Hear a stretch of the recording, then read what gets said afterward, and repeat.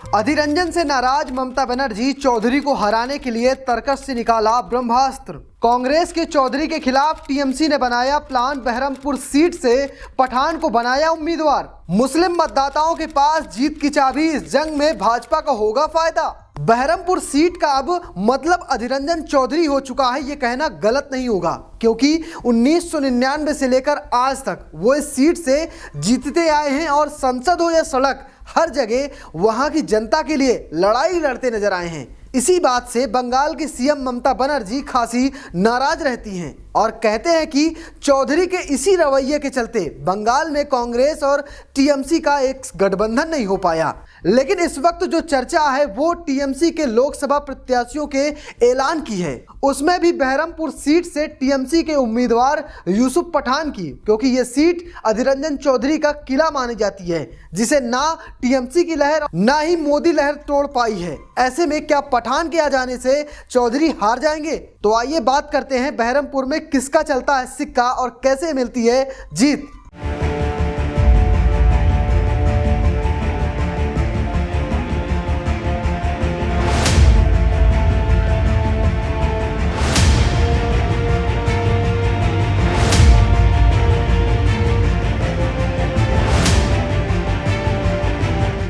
मैंने जैसा आपको कहा कि यह सीट अधीर रंजन चौधरी का किला है और इसे तोड़ना किसी के लिए भी आसान नहीं है, क्योंकि इस सीट ने दो लहरों का सामना किया है। पहली थी 2011 में टीएमसी की लहर और दूसरी थी पीएम मोदी की लहर। ये मैं ऐसे नहीं कह रहा, जीत के आंकड़े इसकी गवाही देते हैं। तो पहले बात करते हैं 2014 की। 2014 में बहुत खास चुनाव हुए थे, क्योंकि पीएम मोदी की लहर थी, हर तरफ भगवा ही लहरा रहा था। लेकिन बहरमपुर सीट का मिजाज ही कुछ अलग था। अगर 2014 के परिणाम देखें तो इसमें कांग्रेस के अधीर रंजन चौधरी को 5,83,000 वोट मिले थे।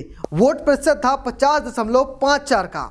दूसरे नंबर पे थे टीएमसी के इंद्रजीत सेन, इन्हें मिले थे 2,26,000 वोट। वोट प्रतिशत था 19.69 का। तीसरे नंबर पे थे लेफ्ट के प्रमोक्ष मुखर्जी, जिन्हें मिले थे 2,25,000 वोट, बस टीएमसी से 1,000 पीछे, और वोट प्रतिशत था 19.54 का। भाजपा के प्रत्याशी देवेश कुमार अधिकारी नंबर 4 पे थे, 81,000 वोट मिले थे और वोट प्रतिशत था 7.07 का। ये तो था 2014 का परिणाम। लेकिन 2019 में तस्वीर नहीं बदली थी। 2019 की बात करें तो यहाँ पर भी कांग्रेस के अधीर रंजन चौधरी ने 5,91,000 वोट हासिल की थी और कह सकते हैं वोट प्रतिशत जो था वो था 45.47 का, यानी घट चुका था। नंबर दूसरे पे टीएमसी, अपूर्वा सरकार को टिकट दिया था, वोट मिले थे 5,10,000 वोट। वोट प्रतिशत हो चुका है 39.26 का। नंबर 3 पे आ चुकी है अब भाजपा, जहां से कृष्णा आर्या मैदान में थी, जिन्हें वोट मिले थे 1,43,000 और वोट प्रतिशत था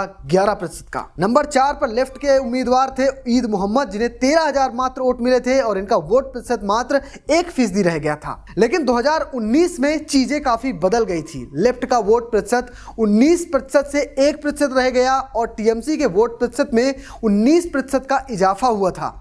इसलिए शायद इस बार टीएमसी को यहां जीत के सपने आने लगे हैं। और खास बात तो यह है कि 2024 के लिए यहां से सभी उम्मीदवारों का ऐलान हो चुका है और तभी तो टीएमसी ने यहां से यूसुफ पठान को मैदान में उतारा है। और आपको बता दूं कि टीएमसी ही नहीं, सभी पार्टियों ने 2024 के लिए सीट से अपने अपने प्रत्याशियों का ऐलान कर दिया है। तो चलिए आपको एक नज़र में दिखाते हैं कि कौन कौन उम्मीदवार हैं। 2024 के लिए उम्मीदवारों की बात करें तो कांग्रेस की तरफ से अधीर रंजन चौधरी ही यहां से चुनाव लड़ेंगे। भाजपा की बात करें तो भाजपा ने डॉक्टर निर्मल शाह को टिकट दिया है। टीएमसी ने इस बार यूसुफ पठान को मैदान में उतारा है, यानी इस बार त्रिकोणीय मुकाबला देखने को मिल सकता है। तो ये तो बात हो गई हाल के चुनावों की। लेकिन अगर बात करें कि यहाँ के वोटरों की जो है हार जीत सुनिश्चित करते हैं, तो यहाँ सबसे ज्यादा मुस्लिम आबादी है और इन्हीं के पास है जीत की चाबी। बहरमपुर का जाति समीकरण कुछ इस तरह है।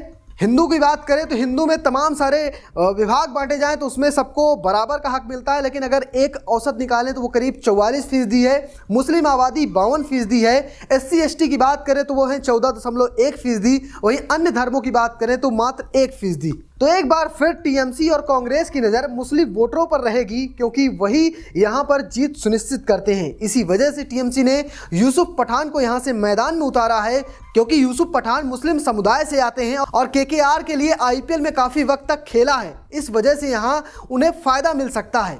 तो अब आपको क्या लगता है, क्या अधीर रंजन चौधरी को मात मिलेगी या छठी बार जीत? कमेंट बॉक्स में जरूर बताइएगा और पेज को फॉलो करना, चैनल को सब्सक्राइब करना बिल्कुल मत भूलिएगा। धन्यवाद।